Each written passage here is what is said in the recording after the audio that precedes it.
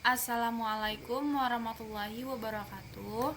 Perkenalkan, nama saya Fadila Anggraini, mahasiswa Universitas Yarsi, jurusan Akuntansi, NPM 12/12/01/9024.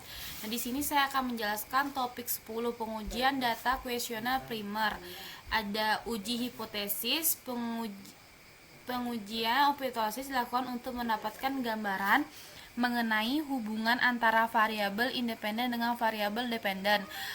Variabel dependen dalam peneliti ini adalah prestasi praktikum aplikasi software SPSS Y, sedangkan variabel independen dalam peneliti ini adalah kemandirian belajar X1 dan motivasi berprestasi X2. Nah, di sini saya langsung aja ke aplikasinya. Lanjut, di sini saya akan menjelaskan caranya. Itu kita langsung aja ke analyze. Terus kita klik regression linear.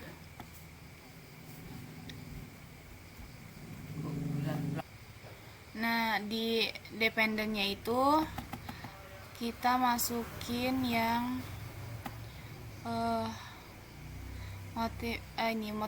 motivasi praktikum aplikasi SPSS, dan independennya itu Kementerian Belajar dan Motivasi Berprestasi.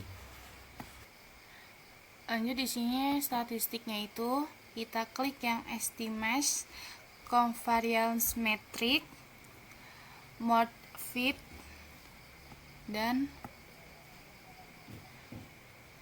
collinearity diagnostic. Lanjut ke continue, ke plot.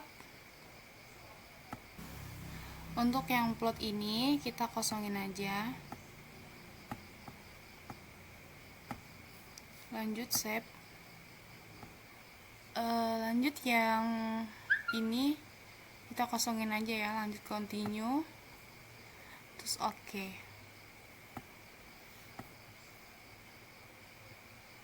Nah, ini datanya.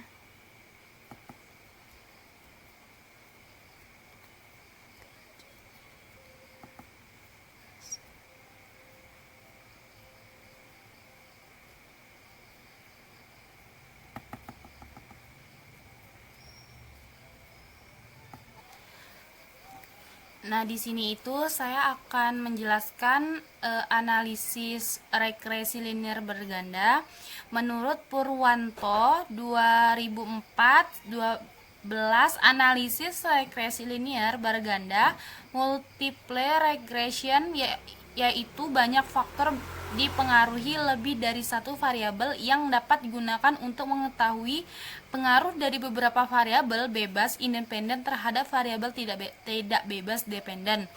Nah, saya akan menjelaskan rumusnya. Rumusnya itu persamaan regresi untuk peneliti ini adalah Y sama dengan A tambah maaf tadi salah, saya akan menjelaskan rumusnya itu Y sama dengan alfa tambah delta 1 X1 tambah delta 2 X2 tambah E. Nah, di keterangannya itu Y itu prestasi praktikum aplikasi software SPSS, delta itu nilai konstanta, delta 1 conversion variable X1, delta 2 conversion variable X2, X1 kemandirian belajar, dan X2 motivasi berprestasi, E itu error atau variabel pengganggu. Nah, di sini itu ada datanya, coefficientnya itu di sini konstanta kemandirian belajar dan motivasi berprestasi. Konstannya itu 7,784, dan ini deltanya itu kemandirian belajar ada 332.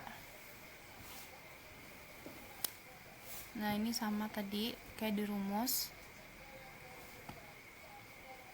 Lanjut, saya akan menjelaskan rumus nilai T-tabel. Di sini ada rumus uji statistik T-tabel, uji T parsial dalam analisis regresi. T-tabel sama dengan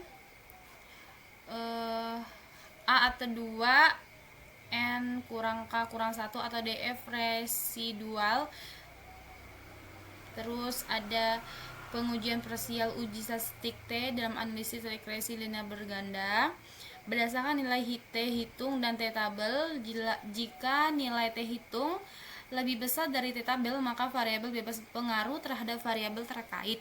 Sedangkan jika nilai T hitung kurang dari T tabel, maka variabel bebas tidak berpengaruh terhadap variabel terkait. Nah, di sini berdasarkan nilai signifikan hasil output SPSS, jika nilai signifikan kecil dari 0,05, maka variabel bebas berpengaruh signifikan terhadap variabel terkait. Dan jika nilai signifikan lebih besar dari 0,05, maka variabel bebas tidak berpengaruh signifikan terhadap variabel terkait.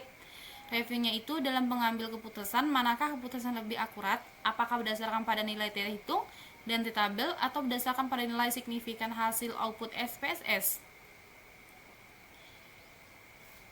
Pengambil keputusan itu lihat pada T tabel, model summary pada kolom R square R kuadrat dan induced R square. Nilai koefisien determinasi data dipengaruhi oleh hasil R square dengan kontrol nilai data diperoleh dari hasil induced X square.